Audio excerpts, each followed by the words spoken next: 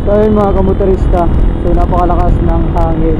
Then makapasin ko dito sa ADB 175, kahit malakas yung hangin, hindi pinapalag kasi mabigat na yung motor natin. So okay siya kahit malakas ang hangin. Makapasin ninyo at marinig ninyo dito sa audio mga kamotorista. So inaampas ako ng malakas na hangin kasi makulimlim yung panahon, and dito mapuno talaga sa area ng Palusban yung Road.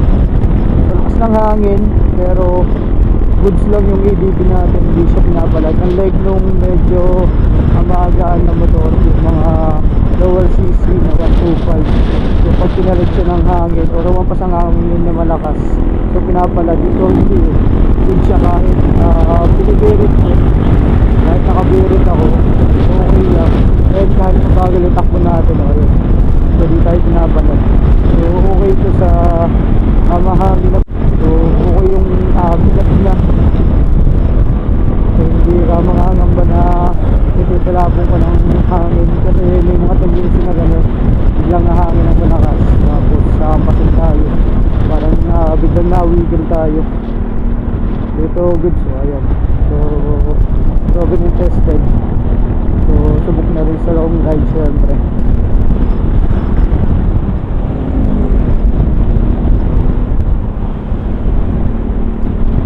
In terms of cornering, makakita nyo mga kamotorista, so okay na siya ngayon sa cornering. Dati kasi nahihirapan ako sa cornering kasi wide nga itong handle natin. Ayan. So sana yan, nung una nangangapa pa ako, ngayon okay na siya sa cornering, so mabilis na i-maneuver. Siguro sana yan lang talaga sa motor.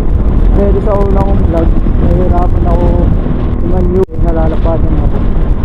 And then yung hangin, dahil mataas yung visor natin, yan, so hindi masyadong prone yung hangin na tumatama sa mukha natin, medyo lumilihis dahil na mataas yung visor natin. And then in terms naman sa side mirror, stock ito, stock to, so kitang kita naman talaga yung mga nasa likod natin, so kaya di ko na pinalitan yung stock na side mirror.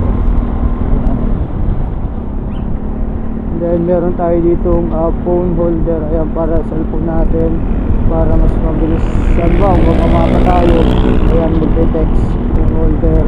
So ayan, nakakit yan dito sa bar natin.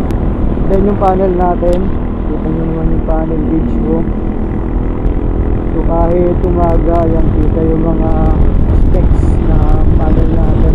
So hindi natin buhay ilaw. And then yung sitting position natin, relax.